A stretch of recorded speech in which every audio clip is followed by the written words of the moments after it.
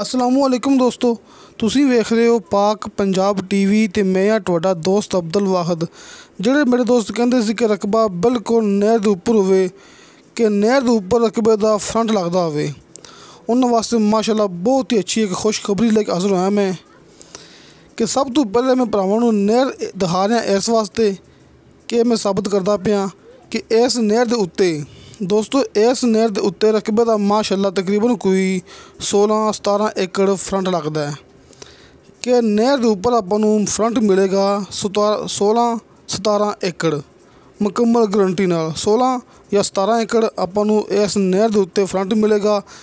ये रस्ता दिखा रहा भरावां नूं मैं कि रस्ते के बिल्कुल नाल देखो खब्बे हत्थ नहर है तो रस्ते के सज्जे हत्थ अपनी ज़मीन है 55 एकड़।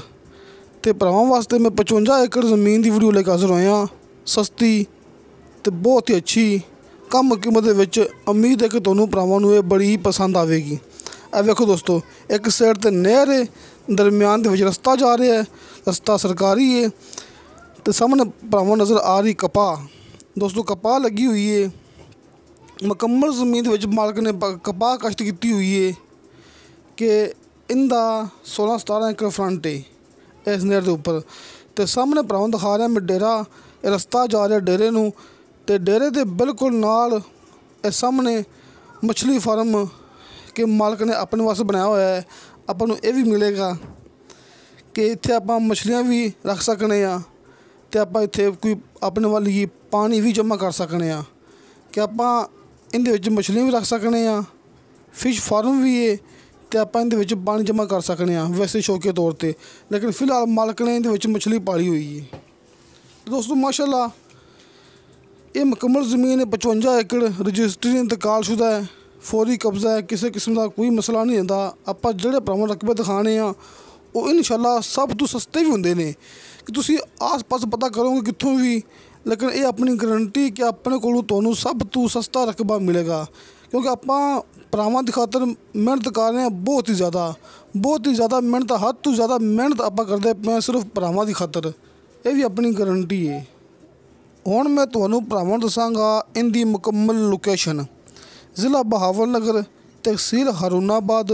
दोस्तों बहावलनगर ते हरूनाबाद दे दरम्यान दे विच एक शहर आंदा डूंगा बूंगा। भरावां नूं पता होना है कि डूंगा बूंगा बड़ा ही मशहूर शहर है, उस शहर का यह रकबा है। दोस्तों डूंगा बूंगा शहर है इस अपने रकबे तो अपनी ज़मीन तो तकरीबन कोई 14 किलोमीटर सफ़र है, 14 किलोमीटर तो लिंक रोड सफ़र है अपनी इस ज़मीन तो सिर्फ 5 एकड़ का। ज़िला बहावलनगर, तहसील हरूनाबाद। बहावलनगर ते हरूनाबाद दरम्यान दे विच डूंगा बूंगे तो 14 किलोमीटर सफ़र अपना ये रकबा है तो मुकम्मल लिंक रोड आ रहा है सिर्फ रकबे तो 4 या 5 एकड़, किलोमीटर नहीं, इस रकबे तो 4 या 5 एकड़ पहले लिंक रोड ख़त्म होंदा है।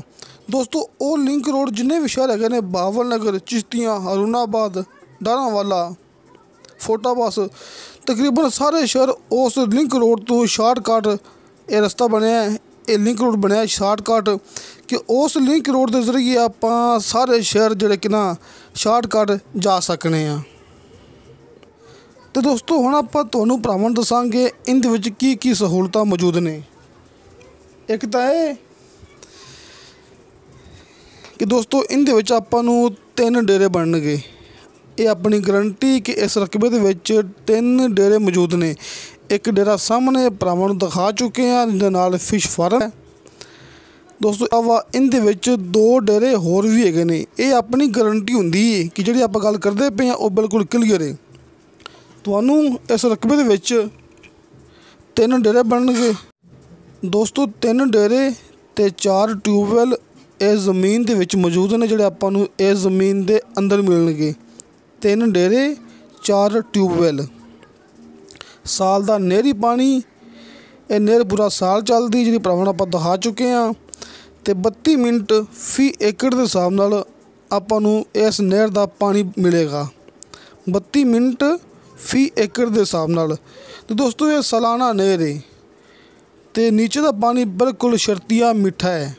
4 ट्यूबल लगे हुए हैं। ये साड़ी गारंटी हुंदी है कि इस ज़मीन का नीचे का पानी बिल्कुल शर्तिया मीठा है। एक डेरा मौके तो दिखा चुके हैं, सामने भरावां दिखा रहा मैं कि आबादी नज़र आ रही हो, सफ़ेद रंग के एक घर नज़र आ रहे हैं। दोस्तों वो है ने डेरे कि उत्थे आपां नूं बनणगे 2 डेरे, एक डेरा मौके तो मौजूद है, 2 डेरे सामने मौजूद ने कि इस रकबे दे विच 3 डेरे, 4 ट्यूबवैल, 4 ट्यूबवैल का पानी मिठा, बिल्कुल शर्ते मीठा पानी है। तो हर फसल वास्ते ज़मीन बेहतरीन है। कमांद, झोना, आलू, कपाह, गंदम, मकई, तुसी कोई भी फसल इत्थे उगा सकते हो, क्योंकि जिहड़ी ज़मीन का पानी मिठा होवे, पक्की ज़मीन होवे, उत्थे हर फसल हुंदी है। ये सामने भरावां फिर दिखा रहे हैं कि सामने 2 डेरे मौजूद ने, एक डेरा मौके तो मौजूद है, सामने 2 डेरे मौजूद ने। दोस्तों हुण आपां गल करांगे इनकी डिमांड के बारे च। दोस्तों इस रकबे की डिमांड की है मालक ने सिर्फ 17 लाख रुपया फी एकड़ के हिसाब नाल।